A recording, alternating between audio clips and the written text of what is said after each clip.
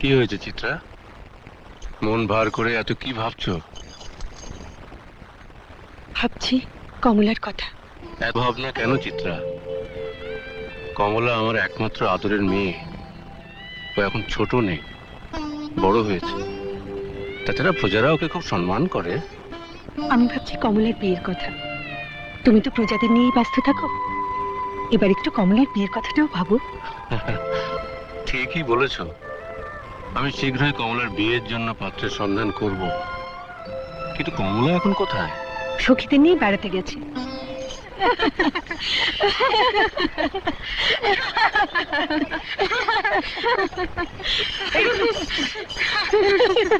কোথায় গেল রে সব? কোথায়?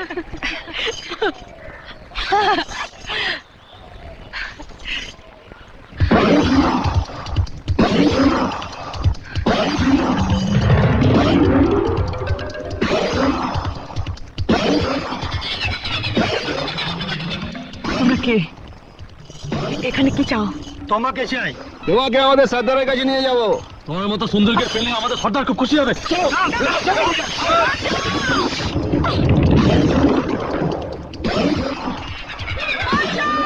চল নিয়ে চল।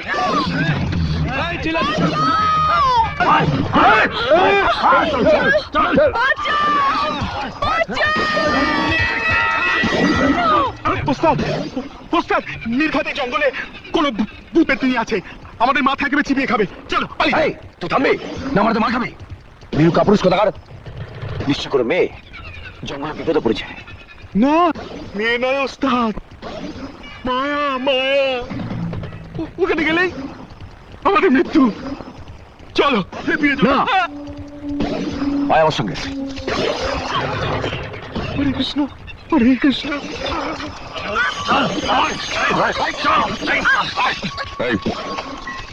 ওকে ছেড়ে দে।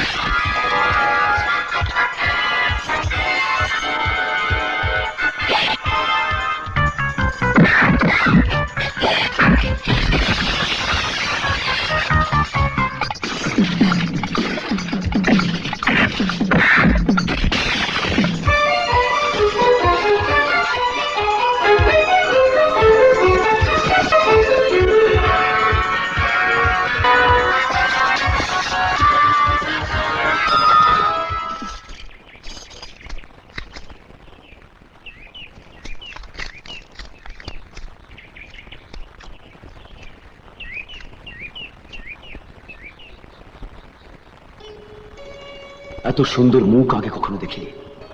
নামটা জানতে খুব ইচ্ছে করছে। আমি জানি তুমি কি ভাবছো, আমার নাম ঠিকানা জানতে চাও। তুমি আমার মনের কথা কি করে জানলে? আমার মন তো চাইছে তোমাকে হৃদয় দিয়ে ভালোবাসতে। আমাকে যদি তোমার ভালোই লাগে তাহলে মুখ ফুটে বলতে পারছো না কেন? কিরে সুখী, চোখের পাতা যে পড়ছে না, ঘরে ফিরে চল। হ্যাঁ চ, আমি আসি। আপনার উপকারের কথা মনে থাকবে। চল।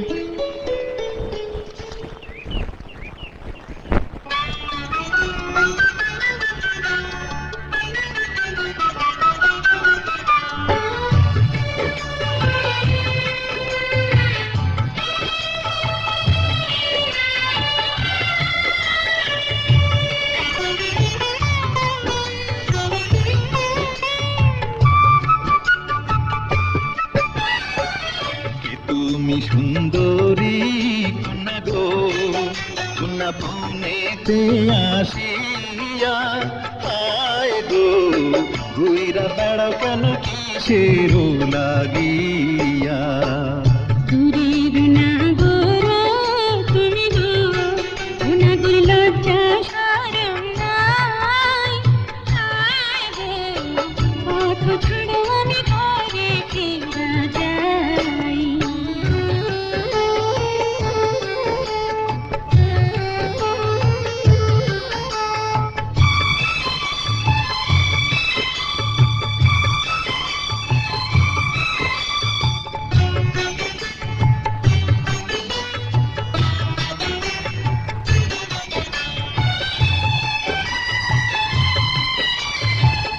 হলুদ বরণ অঙ্গ তোমার গো কন্যা রূপ দেখিয়া মরি হায় গো কি নাম তোমার আমায় কও না গো সুন্দরী সাচিনগর আমার বাড়ি গো নগর বনে বনে ঘুরে হায় গো রাজার মেয়ে আমি কমলা সুন্দরী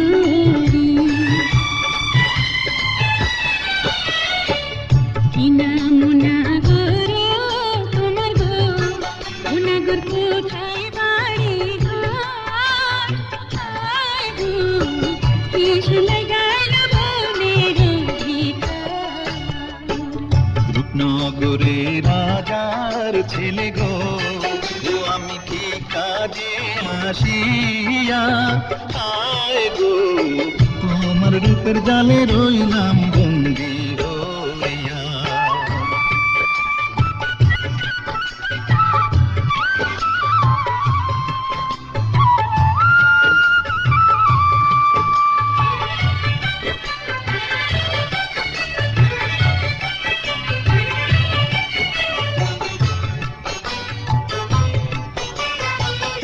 তুমি যদি থাকো রাজি গো না কইরা তোমায় বিয়া আয় গো দেশে ফিরা যাইব তোমায় সঙ্গে নিয়া দেহাই লাগে তোমার নগর গো নগর মাঠে ফিরা হায় গো শান্তি পাইবা যদি আমায় ভুইলা যাও তুমি আমার হইবা আমায় কথা দাও শান্তি পাইবা যদি আমায় ভুইলা যাও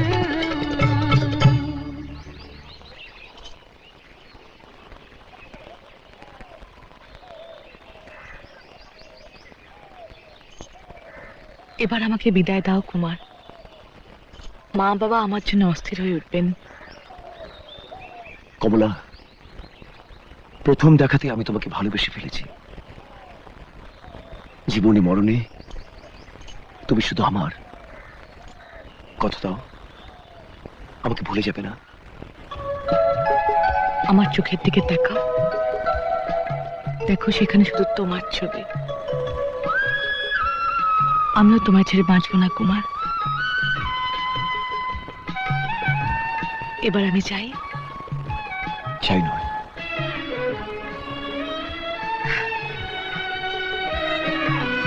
আসি।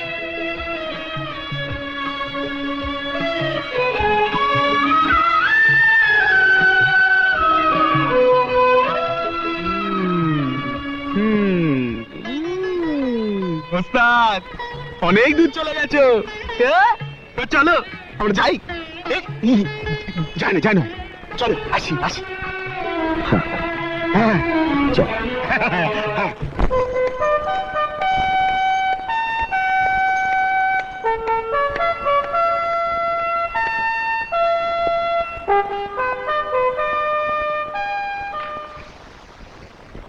মন্ত্রী মশাই, আদেশ করুন রানীমা। কাঞ্চন কুমার শিকার থেকে রাজমহলে ফিরলে ওকে আমার হয়ে আপনি বিয়ের প্রস্তাবটা দেবেন। কাঞ্চন কুমারকে বিয়ে দিয়ে আমি রাজ্যের সমস্ত দায়িত্ব ওর হাতে তুলে দিতে চাই। যে আজ্ঞে রানীমা। মা, কাঞ্চন, বিয়ের কথাটা আপনাকে আর মন্ত্রী মশাইকে বলতে হবে না রানীমা। এই কথাটা বলতে কাঞ্চন কুমার নিজেই চেয়েছিলেন। এতদিনে মায়ের মনের কথাটা বুঝতে পেরেছিস।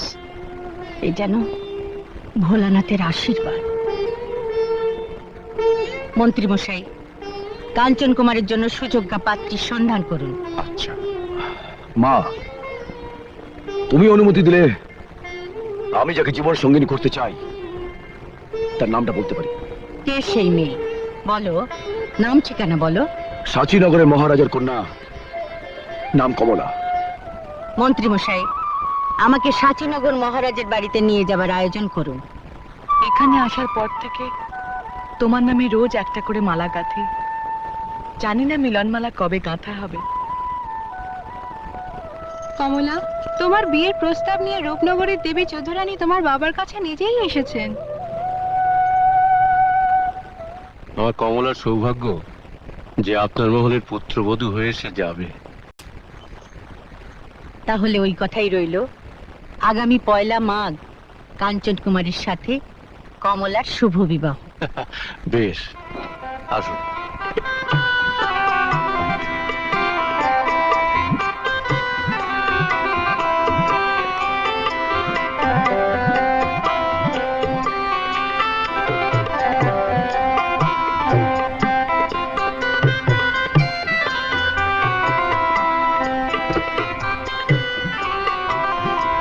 বাবা কাঞ্চন, কমলা আমাদের একমাত্র আদরের সন্তান, চোখের মণি।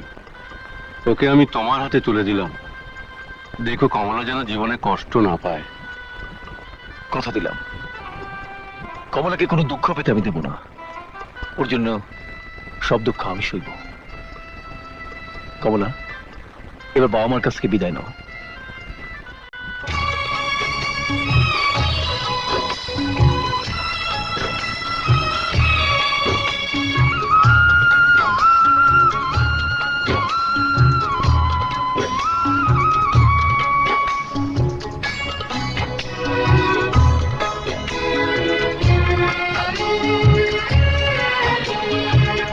বিদায় দেন গো পিতা আমারে,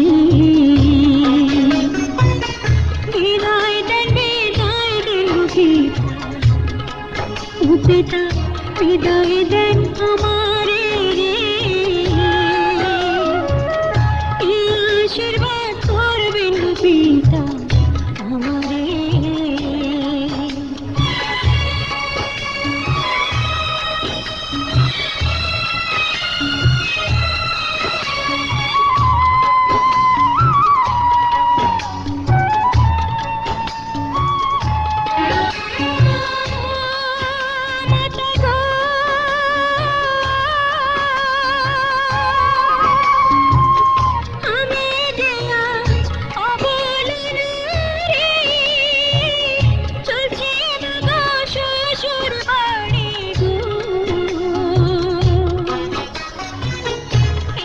আশীর্বাদ করবেন গো মাতা, ও মাতা তাকে যেন সুখীতে বিদায় দেন গো মাতা আমারে।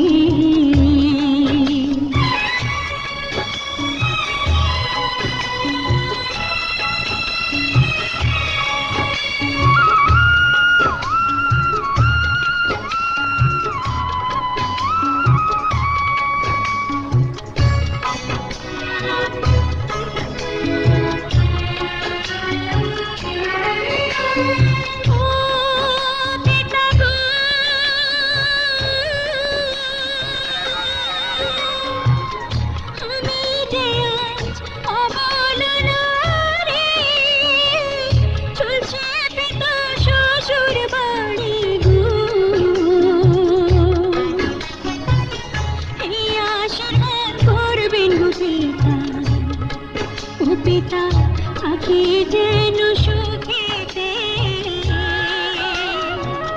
বিদায় দেন পিতা আমারে।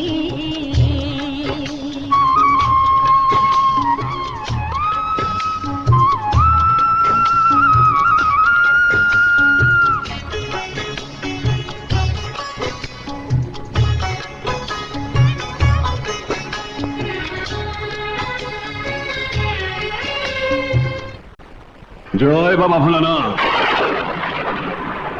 তোমাকে ভুলে গিয়ে কাঞ্চননগরের রাজা যে পাপ করেছিল, সেই পাপের প্রায়শ্চিত্ত করার জন্য কাঞ্চন কুমারের জীবনে এখন সময় এসেছে। ভোলানাথ, আমি আগামীকালই কাঞ্চননগরের রাজপুত্র কাঞ্চন কুমারের কাছে যাব, তাকে তার পিঠে ঋণ শোধ করার কথা বলবো। কি গো, একা একা এখানে দাঁড়িয়ে আছো? আমি মহল থেকে তোমায় খুঁজে এলাম। বারবার কমলার কথা মনে পড়ছে। কমলা আমাদের একমাত্র সন্তান, ওকে ছাড়া তো কখনো থাকিনি। মেয়ে বড় হলে শ্বশুর বাড়ি চলে যায়, এটাই তো নিয়ম। জানি চিত্রা, আমি সব জানি। তবু পিতা মাতার মন তো কিছুতেই মানতে চায় না। তুমি ভেঙে পড়ো না গো, আমরা নয় কিছুদিন পরে কমলাকে এখানে নিয়ে আসবো। তুমি আশীর্বাদ করো, ও যেন সুখে থাকে, শান্তিতে থাকে।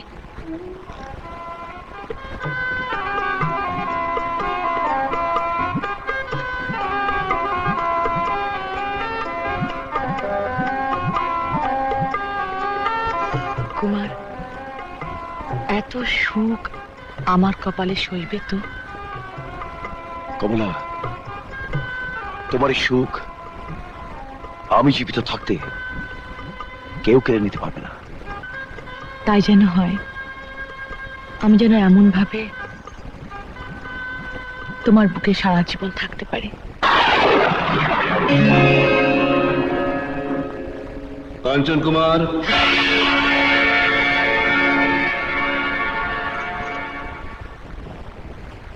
বাবা ভোলানাথের শিষ্য তান্ত্রিক এখানে। কমলা, আমি আসছি।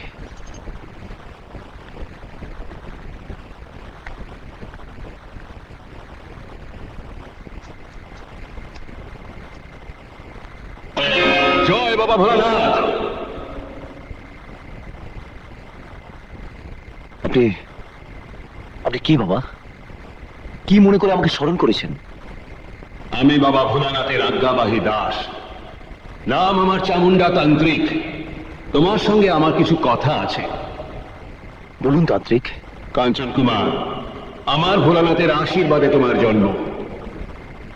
তোমার বাবা ভোলানাথের মন্দিরে প্রতিজ্ঞা করেছিলেন নীল সরোবর থেকে নীল পদ্ম এনে ভোলানাথের পুজো দেবে। তোমার বাবা প্রতিজ্ঞা ভঙ্গ করে মৃত্যুবরণ করেছিলেন, কিন্তু ভোলানাথের প্রতিজ্ঞা ভঙ্গের জন্য পাপের ভাগ তোমার কাছে নিয়ে গেছে। তাই তোমাকে সেই পিতৃ ঋণ শোধ করতে হবে, নইলে রাজ্যে মহামারী লাগবে, হাজার হাজার প্রজা অনাহারে মারা যাবে, রাজ্য ধ্বংস হয়ে যাবে, তুমি পথের ভিখিরি হয়ে যাবে। বলুন বলুন কিভাবে এই পিতৃঋণ আমাকে শোধ করতে হবে তান্ত্রিক? সেই নীল সরোবর থেকে নীল পদ্ম এনে নীলকণ্ঠ ভোলানাথের পুজো দিতে হবে।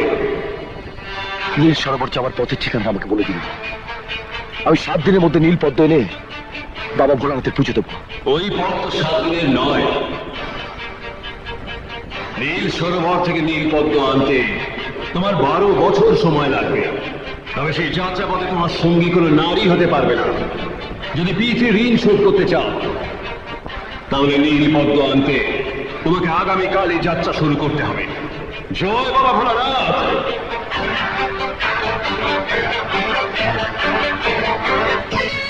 12টা বছরের জন্য আমাকে এই রাজ সিংহাসন, এই রাজত্ব আর কমলাকে ছেড়ে চলে যেতে হবে।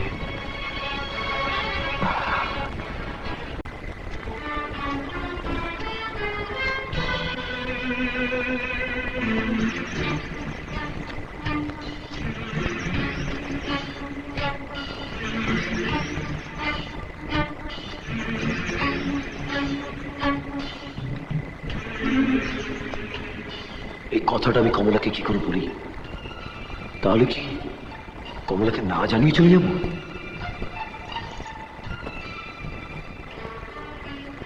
আমাকে একা একা রেখে বাগানে আমার কি কোনো অপরাধ হয়েছে কুমার? না কমলা। মনে হয় কিছু বলতে চেয়েও বলতে পারছো না কুমার। কমলা, কথাটা কি করে বলি সে কথাটাই ভাবছি। তুমি হয়তো কথাটা শোনার পর দুঃখ পাবে, কিন্তু আমি তো তোমাকে দুঃখ দিতে চাই না কমলা। না বললে কি করে বুঝবো? আমি তো দুঃখ নাও পেতে পারি। তাহলে শোনো। কাঞ্চন কুমার, আমার ভোলানাথের আশীর্বাদে তোমার জন্ম। তোমার বাবা ভোলানাথের মন্দিরে প্রতিজ্ঞা করেছিলেন নীল সরোবর থেকে নীল পদ্ম এনে ভোলানাথের পুজো দেবেন। তোমার বাবা প্রতিজ্ঞা ভঙ্গ করে মৃত্যুবরণ করেছিলেন, কিন্তু ভোলানাথের প্রতিজ্ঞা ভঙ্গের জন্য পাপের ভার তোমার কাছে নিয়ে গেছে। তাই তোমাকে সেই পিতৃ ঋণ শোধ করতে হবে। বলুন কিভাবে পিতৃ ঋণ আমাকে শোধ করতে হবে তান্ত্রিক? সেই নীল সরোবর থেকে নীল পদ্ম এনে নীলকণ্ঠ ভোলানাথের পুজো দিতে হবে। আমি 7 দিনের মধ্যে নীল পদ্ম এনে বাবা ভোলানাথের পুজো দেবো। ওই পথ তো 7 দিনের নয়, নীল সরোবর থেকে নীল পদ্ম আনতে তোমার 12 বছর সময় লাগবে, তবে সেই যাত্রা পথে তোমার সঙ্গী কোনো নারী হতে পারবে না।